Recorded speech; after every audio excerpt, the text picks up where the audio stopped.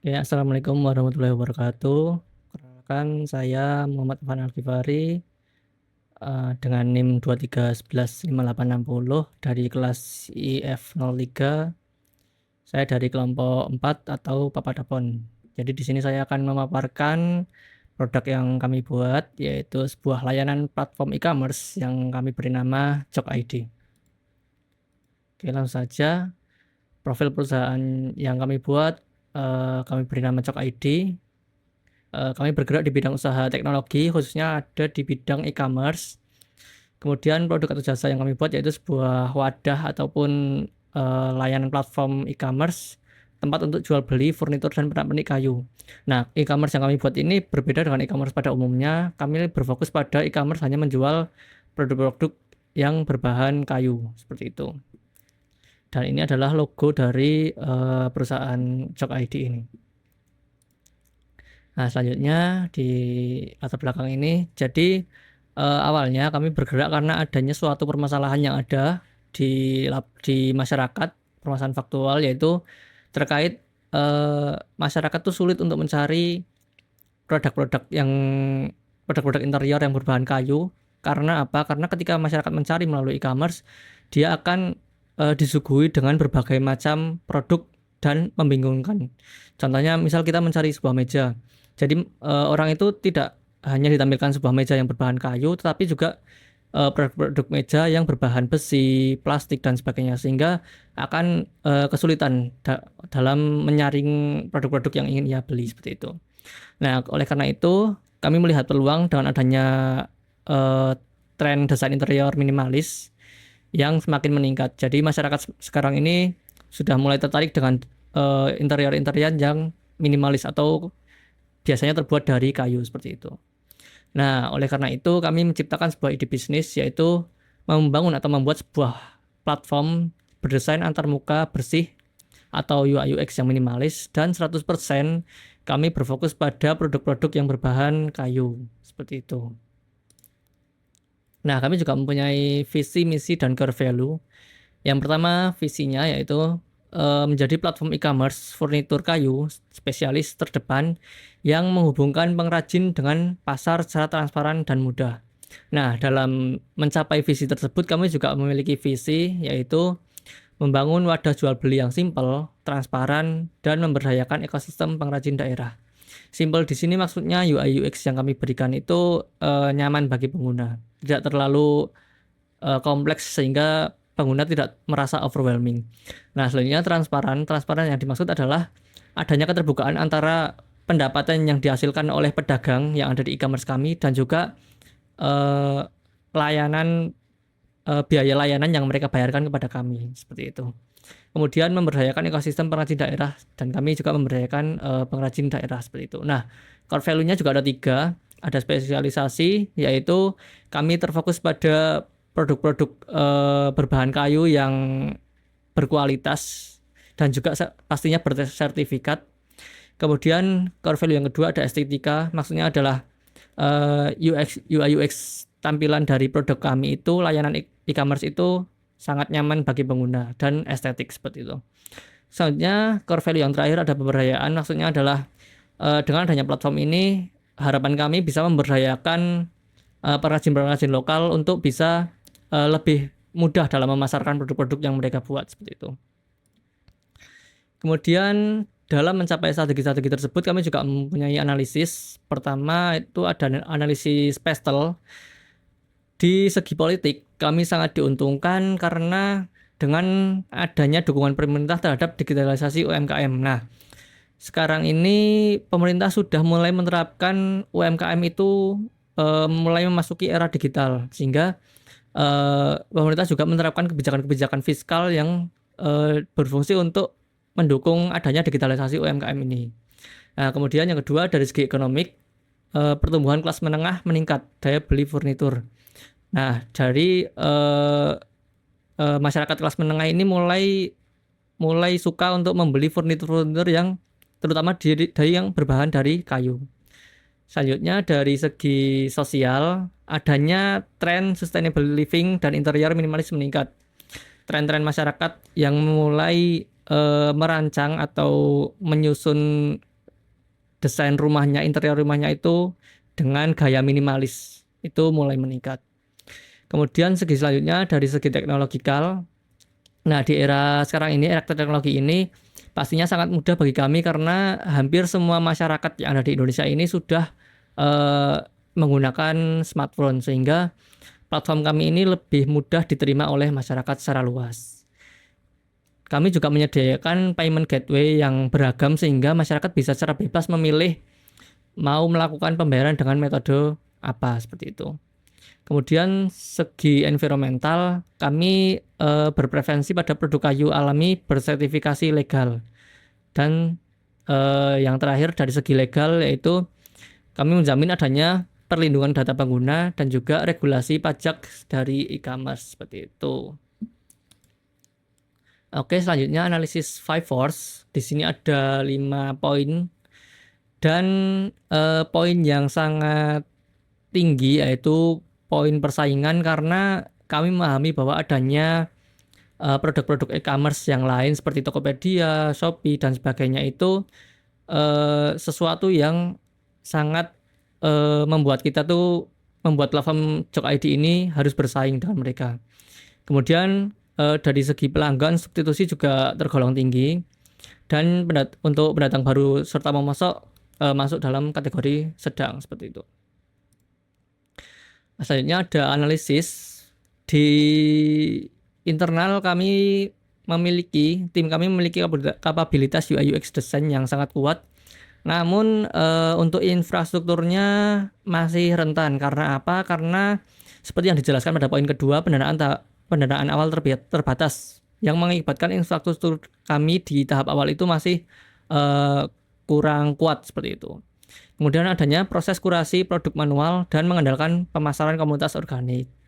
Nah, di bagian eksternal adanya gaya hidup berkelanjutan, suplai material untuk profesional, contohnya seperti desainer interior.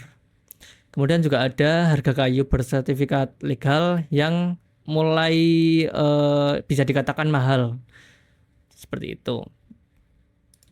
Oke, next kami juga ada matriks IFE dan IFE. Untuk faktor IFE, kekuatan utama dari e-commerce ini ada pada posisi niche atau ceruk pasar yang spesifik dan UX yang superior dibandingkan aplikasi kompetitor ada seperti Tokopedia dan juga Shopee. Nah, kelemahannya berada pada keterbatasan permodalan dan relasi di awal. Kemudian untuk faktor EFE, peluang untuk menggarap pasar pecinta estetika dan subsidi digitalisasi UMKM pemerintah memang bisa dikatakan sangat tinggi. Nah, hal ini cukup untuk melawan ancaman dominasi rasa e-commerce seperti yang saya sebutkan tadi. Kemudian untuk interpretasinya, jadi Jok ID ini berada di posisi bisa dikatakan tumbuh secara organik ya. Perusahaannya harus mengkapitalisasi kekuatan desain dan spesialisasi produk untuk menutupi minimnya anggaran pemasaran tadi, seperti itu. Selanjutnya kami juga menganalisis analisis SWOT. Di poin pertama ada strength atau kekuatan. Kita tuh e-commerce ini tuh kuat di bagian niche pasar yang lebih terfokus. Jadi ceruk pasarnya itu lebih terfokus ke orang-orang yang ingin jual beli kayu, seperti itu. Kemudian UI UX-nya juga bersih serta minimalis, dan tujuan strategis kami juga terukur.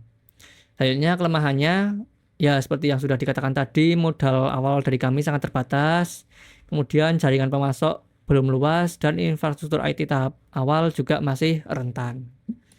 Nah, selanjutnya ada peluang atau opportunities. Jadi dengan adanya tren gaya hidup ramah lingkungan ini bisa membuat kita semakin mudah untuk berkembang, membuat platform e-commerce ini semakin mudah untuk berkembang. Selanjutnya ada kolaborasi UMKM pengrajin lokal dan juga potensi pasar B2B atau business to business. Nah, ancamannya adanya persaingan dengan marketplace besar seperti Tokopedia dan Shopee yang sudah lebih dikenal oleh masyarakat luas. Kemudian fluktuasi harga dan kelangkaan bahan baku yang tidak bisa dijamin, dan juga inovasi material pengganti apabila nanti ada material-material yang mungkin lebih berkualitas daripada kayu, seperti itu. Nah, strateginya yang pertama strategi SO atau agresif. Kami menerapkan lifestyle marketing atau memanfaatkan estetika UI UX untuk menggait segmen pasar sustainable living melalui konten edukatif. Nah, di strategi WO atau pembenahan, kami memilih networking pemerintah dengan memanfaatkan program digitalisasi UMKM untuk membangun relasi pengrajin tanpa beban biaya besar. Yang ketiga, strategi diversifikasi atau ST. Kami menerapkan diferensiasi platform, artinya bahwa fokus kami pada pengalaman belanja eksklusif untuk menghindari perang harga dengan e-commerce besar. Dan yang terakhir, strategi defensif atau gabungan dari WT. Kami menerapkan pertumbuhan organik, yaitu berfokus pada komunitas pecinta dekorasi untuk efisiensi budget di promosi tahap awal. Nah, kami juga menerapkan strategi porter, generic strategi porter. Kami memilih kombinasi antara fokus dan diferensiasi. Kenapa? Karena memang kondisi awal kami atau keuangan kami memang belum banyak sehingga tidak memungkinkan apabila kami bersaing dengan strategi cost leadership atau perang harga. Nah, Cok ID ini mengambil ceruk pasar spesifik di produk kayu dan mendiferensiasikannya dengan UI UX minimalis yang memberikan rasa nyaman berbelanja. Seperti itu. Nah, selanjutnya di matriks Ansoff. Sesuai analisis di matriks Ansoff, kami platform e-commerce ini, Cok ID ini berada di posisi penetrasi pasar. Artinya apa? Artinya penetrasi pasar adalah produk yang dijual itu sudah ada dan juga pasar untuk menjualnya juga sudah ada. Nah, oleh karena itu kami mencoba apa ya? Untuk mengoptimalkan lifestyle marketing dan kurasi produk yang ketat. Supaya apa? Supaya Jok ID ini bisa menjadi top of mind bagi komunitas tersebut sehingga pangsa pasar di jeruk ini semakin lebih solid lagi. Nah, di Red Ocean vs Blue Ocean kami lebih memilih ke Blue Ocean dan juga kami menerapkan ERRC, Eliminate, Reduce, Raise, dan Create. Eliminate yang pertama, kami berusaha untuk menghilangkan biaya operasional gudang stok fisik karena kedepannya kami akan menggunakan strategi dropshipping. Kemudian untuk reduce kami mengurangi resiko kerusakan logistik dengan cara untuk pengirimannya kami menggunakan kargo yang spesial. Dan poin ketiga ada rise, yaitu untuk meningkatkan kurasi produk kayu lokal. Dan yang terakhir create, untuk membuat rantai supply B2B untuk desainer interior seperti itu. Nah, sasaran strategisnya kita lihat pada range atau jangka waktu 3 tahun. Di tahun pertama itu ada foundation atau fondasi tahap awal. Di tahun pertama kami berharap bisa menggait 5.000 pengguna aktif. Kemudian pendapatannya mencapai 100 juta, 100 kemitraan pengrajin, dan rating aplikasi kami itu berada di bintang 4 ke atas. Nah, di tahun kedua, growth atau bisa dikatakan ini pertumbuhan, kami mengharapkan nanti penggunanya itu berada di kisaran 20.000 pengguna aktif. Kemudian pendapatannya mencapai 300 juta, ada 200 kemitraan pengrajin, dan rating aplikasi mencapai 4,2 lebih.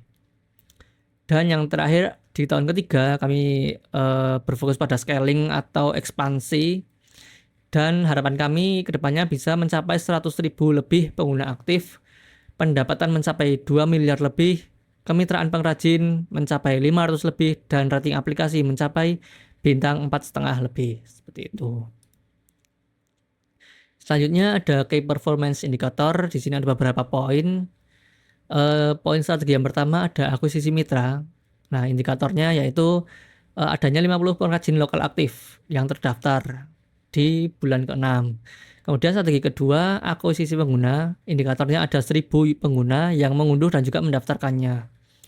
Kemudian di poin strategi ketiga ada penjualan dengan indikator pencapaian adanya 300 transaksi yang berhasil dan juga pertumbuhan 15% setiap bulannya.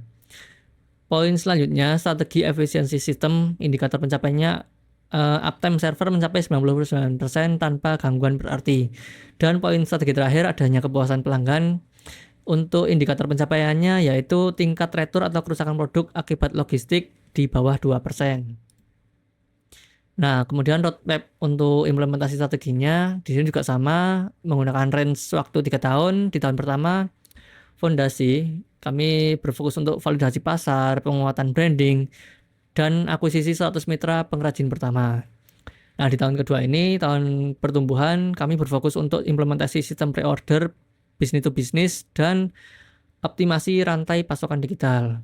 Kemudian di tahun ketiga, di masa ekspansi, kami berfokus untuk integrasi logistik, kargo spesialis penuh, dan ekspansi kategori produk custom.